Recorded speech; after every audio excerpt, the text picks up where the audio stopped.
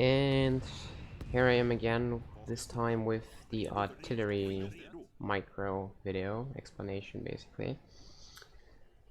As I think that's a rather unique topic and one that seems to bother many people. I often read I lost the game because my artillery control is too bad, or I think I get along with the booms but my artillery control is just too bad.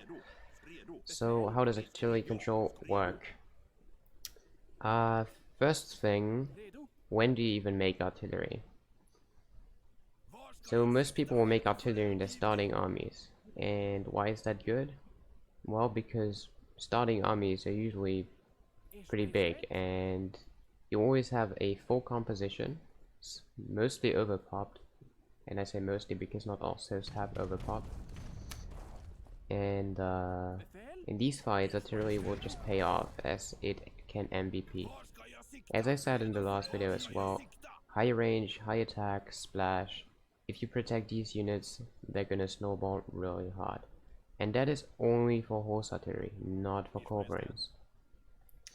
Obviously other types of artillery such as oh, I deleted my foundry, such as the lever cannons also count, but most civs will rely on horse artillery, which is by the way better than organ guns. So what you will want to do with them, as I said last time too, is always keep them as close as possible to your opponent's army without getting shot at. Which means try to not get hush rated, of course, but also try to stay out of your opponent's culverin range, as a horse artillery is more expensive than a culverin. If you shoot one of their corps and they kill one of your horse darts, that's a good trade for them. Also, something good players would do is when your horse dart is maybe here, they would just drag box these 20 units, maybe put them in stagger mode and just shoot this, because these units move faster and they can kill it. So you really want to keep them at the back line. Again, with foresight you can use a lot of micro, which is why I prefer it over all the other artillery units. You move them back, they move quickly. You can right click these units, move back, keep shooting, move back. It's really easy, and it's not like the organ gun where it takes 4 seconds to drop the entire shot, it just shoots immediately. And now to the probably main part, right? Culverins. So, how do you make culverin battles work in your favor? First thing is, you need to realize it takes 2 shots from a culverin to kill another culverin. The only exceptions there is Portuguese culverins due to something unintentional right now, where they survive with like 5 HP. And it's pretty much the same with the India team card, adding up to the auto cards, or obviously units like siege elephants with way more HP. If that happens, if you shoot a culverin twice and it's not dead, drag box some of your units and kill it. Don't waste another whole curve shot just to kill 5 HP. Besides the fact that you probably get shot at yourself by that culverin in that meantime. With that being said, let's get to the actual micro. So you can see I put my culverins on 4 control groups. In this case, because I have 8. That only works in start fights, because I don't have other control groups there. If it was in the middle of a game and I'm forced to make 8 culverins, which is a very unique scenario, which I think I've only been in against a single player many times, but you know, it can happen. Then you will want to put all your culverins on one side on one control group. And it's important to have 2 control groups and not only one. I have only one when I play auto, and it's significantly much worse than for all the other civs. The reason that is hand coordination. So first thing you will always want to do is when you send culverins into battle, when they just trained, they will be in packed mode. What you don't really want to do is just right click them. Why is that? If you just right click them, they will move up in range and then unpack. which means your opponent, who might be microing his cove right now, can shoot it while it's unpacking and move out of range. And then you just lost a culverin for free, basically. So whenever you drop culverins, first thing, you hotkey them. So you select them, press Control and whatever you want to do. I do 1 and 2. And then you use your hotkey that you hopefully bound till then, which is A for me, to put them in bombard mode. And then you quickly want to right click them somewhere so they don't waste a shot. If you just put them in bombard mode, they're gonna quickly shoot at something, and they have reload time, as you will have noticed, so it's important that they have their shot ready, which is why you have to keep them moving. This is how hotkeys work. You will press 1, move them, quickly press maybe 3, which could be your Rexes, make some units with another key, and quickly go back to 1 and 2. You want to keep spamming units while microing culverins. And now comes the second skill, which is guessing the range correctly. 34 range is quite a lot, but the thing is, you have to guess it correctly. If you right click that culverin from too far away, they will pack up, and if your opponent waits another split second, they will be able to shoot you first again. What you can do to counter that is spam the unpack key, which sometimes is the only thing working when culverins get stuck, but it's not optimal. Much better if you guess the range correctly. If you click them at 35 range instead of 34, they will actually move forward and shoot, but it can be at a cost sometimes. If I want to click this horse side and I'm in range, they all shoot. If I'm not quite in range, they will all try to get to the point where it's the quickest to be in range, which is here. So what do? This culverin will move like that, that one will move like that one like that, and that one will move like that. You see what that does? Exactly, they stack up. And usually it will be one culverin prioritizing and getting forward. 1, that's extremely awkward to move back. 2, this is the easiest free kill for your opponent. Move forward, shoot this, go back, free kill. Which is the next point, angles. You always have an advantage when you come from 2 sides, which is why these 2 culverin groups are so important. Imagine having these 4 as one group. Let me try to get that right. Okay. You have these 4 culverins. Maybe you even have them on 2 separate groups. So these are your calls. Your opponent has these and these. Do you see what I mean? You will have the advantage. If you try to now go like this and shoot him, you will get splash shot. In this case, 100%. He can come from the outside and try to kill this one. And you see, well, if you see correctly, if he kills this one, these ones are not even in range. So he can just kill that culverin and you will just get one shot back. And it could be the same here. Shoot that one and go back, and your second one wasn't even able to shoot. Which is laming angles. And angles are super important. The only exception to what I mentioned a minute earlier, where I said always unpack your culverins, is when you know you just popped like 8 and your opponent has only 4. Because then you can do a thing where you accept losing culverins when you know your opponent has good micro anyway, to definitely kill them. Because if someone is good and he sees you have 8 and he has 4, he'll just try to move them back. So what you do is you move them as far forward as possible before getting wrecked by cap. You know he will shoot 1, he will shoot 2, he will only have 6 left, but then you unpack them and kill all of them by clicking 1 each, so he has 2 left, and then you just shift click. Because there's a culverin mechanic where they focus, and focus means, or locked as I used to say, no matter, like, they lock on a unit and no matter how far you run away with that unit, they will still shoot it. Even if it's 60 range, they will shoot it. That's why shift clicking call fights can be really important. If you play a 2v2 call fight and you both trade off, you both kill 1 culverin of each, so that one is dead and that one is dead, there's no reason to go back. The only thing that is viable to do is shift click, just kill this one, maybe try to snipe it even, whatever is necessary, but kill it. Especially when your opponent has Horsad, you want to take Corp control away from them. You want to force them back.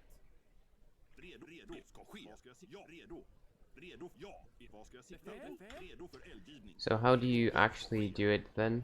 When your Corps move forward, you want to be quick.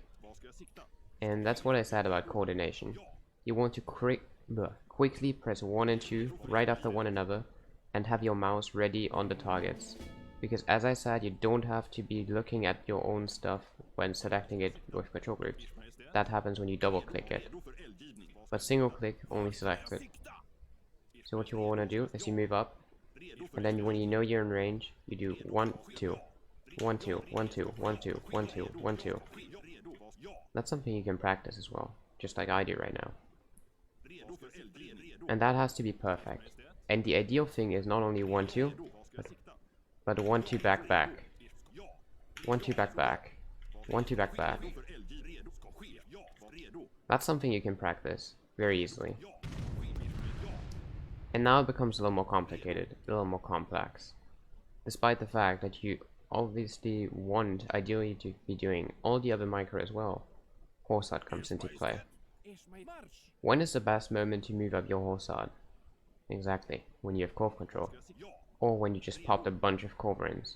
Because your opponent will most likely focus Corverins as he wants to maintain the control himself. If you know you have no chance because your opponent has 3 times your Corverins and his Horsad is also in range, just kill the Horsad. It's more valuable and you will take a better trade than just trading off your Corverins. Besides, it's a snowball effect. If you played 4 vs 8 Corverins and both have good micro, what's gonna happen? Imagine you have them on 2 control groups, so if your opponent is a sick player, he will just, and has time, that has to be said, he could just micro all of these in batches of 2 and kill all your Corps. That's not always gonna happen, and it's pretty rough to micro that in the middle of an intense fight. What will happen is, he kills 1 and 2, and you kill 1 and 2, so this is dead. This is dead. Dead. Dead. So right now both of you lost 2 Corps. But what happens now is, he kills maybe 1 more Corp if he's lucky. And then these 2 are dead, due to these 5 Corps being alive. So you took a negative trade. And that snowballs very quickly. And a lot. It's the same if you start 8 vs 10 Corverins. Imagine this Horsad was a Corv and this one as well. And now we start fight. We both trade off, so 1, 1. Trade off, 1, 1. Trade off, 1, 1. Trade off, 1, 1. What happens next is, these will be able to kill 1 target. Dead, dead. He will be able to kill 1 target. Dead, dead. And now it's 4 vs 2. So you're gonna kill 1 more maybe, and he kills both. So again, a negative trade. Even worse when splash shots happen. And splash shots are a whole different topic. If 2 artillery pieces stack up on one another, you can actually kill both of them with 1 shot. And that's huge. And there is a skill for that as well. Not only do you have to take care for everything, but you have to pay attention to 2 things. 1, is my own artillery stacking up? Which could happen if there's units, for example. Units and you're trying to move up. Look, this is awkward, right? And if he shoots this one right now, these 2 are dead. So you always have to make sure your pathing is clear. Next thing is, you can try to bait your opponent into getting splashed out by you. Look, you're moving forward. He's also moving forward. 2 vs 2. And you know they're about to shoot each other. And now, shortly before you know they're gonna be in range, you move back. What it does is, when your opponent doesn't pay attention and just thinks they will clearly shoot in a moment, they will stack up. Just as I explained earlier with when they're not in range, because that's what happens, you move them out of range. Now maybe they're gonna move like this, and you can get another free kill and move back. That's a good trade for you. Let's quickly get back to what I said about moving up the Horsad when you have Corv control. So you just popped 8 Corverins. Let's say with Sweden, where it's okay, because Cav can't ever do anything. And now you're moving up. You see his line of culverins. He's already moved back his horse out because he's scared of you. You move back your culverins, and in the very moment your culverins pass your horse out because you know you're almost in range, you move back your horse out. Back forward in this case. And then your opponent has to decide, what does he shoot? If he shoots your horse out right now, he'll probably lose all his culverins. If he shoots your culverins, you get a good shot on his infantry. And that's one of the most important things. You have to make use of your culverins. And you don't make culverins just because fighting is fun. You make culverins because you want either his artillery to be useless or yours to be effective. And that is something only very top players are being able to do at the moment, and it's been like that for quite a while. And by that I mean punishing when your opponent loses a Cold War. There's a bunch of good players that I've played against, that others have played against too. And something that has been sad to me is, I'm one of these people where losing cold fights is a big loss, because it will snowball really hard. It doesn't snowball if you don't do anything.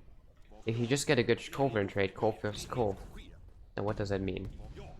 That means your opponent lost 500 resources. That's annoying, but it's not the end of the world. But if you're someone who is able to punish really well, knowing that culverins cost a lot of pop and that you just lost a bunch, that your opponent just lost a bunch of pop, you will know two things. They will try to fill that pop. So most people will react with a lot of cav as it trains the quickest. Also, you can use the confusion where they will spend time making units, and as I said, go forward and blast them with your horse art. Even if you drop to 190 pop, maybe even 185, it's more valuable to just kill these units. Target them once, twice, 3 times. Target them as long as you can, and only when you see a threat is coming. He's right-clicking your artillery with everything. Move back, make your own pop, and let him kinda die. That's how artillery fights can snowball. That's how they should snowball. And when talking about position, artillery is obviously the strongest in a choke point. So either you have a natural choke point with like these trees for example, or you create a choke point with walls. That is why many people suck at pushing, because they don't build walls. And that means when you move up out of your protected territory, it will be much easier for people to flank you. Flanking is not only good to kill your units off guard, but also does your artillery become much less valuable. These units might be nice to shoot at, but what if they're coming from this side and fight from that side?